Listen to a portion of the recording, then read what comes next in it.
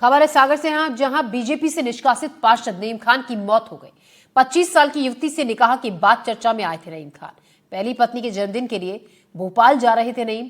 अचानक से उनकी तबीयत बिगड़ी और अस्पताल ले जाते वक्त उनकी मौत हो गई। कई विवादों से पार्षद नईम खान का नाता रहा है, तो अस्पताल ले जाते वक्त उनकी मौत हो गई। 2021 में इकलौते बेटे की हत्या हुई थी।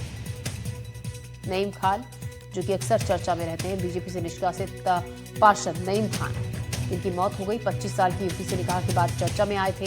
पहली पत्नी के जन्मदिन के लिए वो भोपाल जा रहे थे।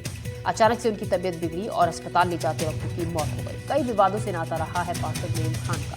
2021 में इकलौते बेटे की हत्या हुई।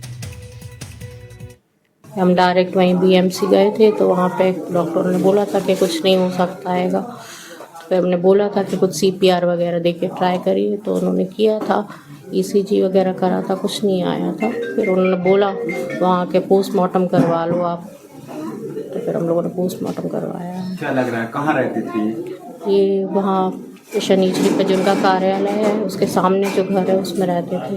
क्या लग रहा है आप लोग? परेशान तो रहते ही थे, वो जो ने दूसरी शादी कर लिया उसकी वजह से, और वो परेशान भी बहुत करती थी और बताया भी नहीं। अचानक बस सीधे यही बोला कि कुछ हरकत नहीं कर रहे। उसके पहले ही बताती, कुछ तबीयत खराब हो रही थी, जब बताती तो कुछ कर पाती हम लोग शायद।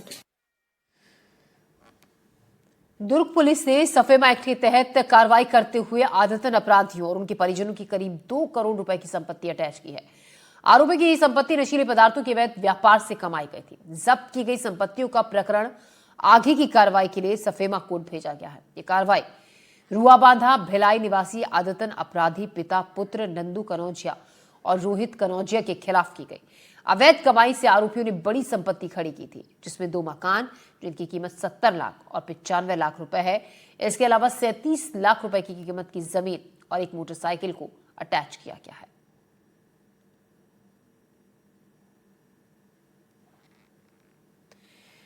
खबर है नारायणपुर से, जहां नक्सलियों के मंसूबे नाकाम हुए। छोटे डोंगर में जवानों ने डिफ्यूज किया आईडी। जवानों को नुकसान पहुंचाना चाहते थे नक्सली। छोटे डोंगर में नक्सलियों ने लगाए थे 3 आईडी। तलाशी के दौरान जवानों को मिले 3 कुकर बम।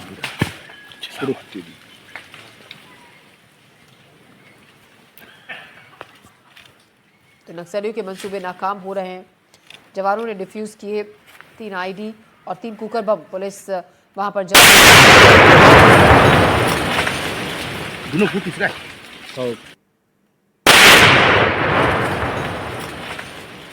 दोनों फुट तीसरा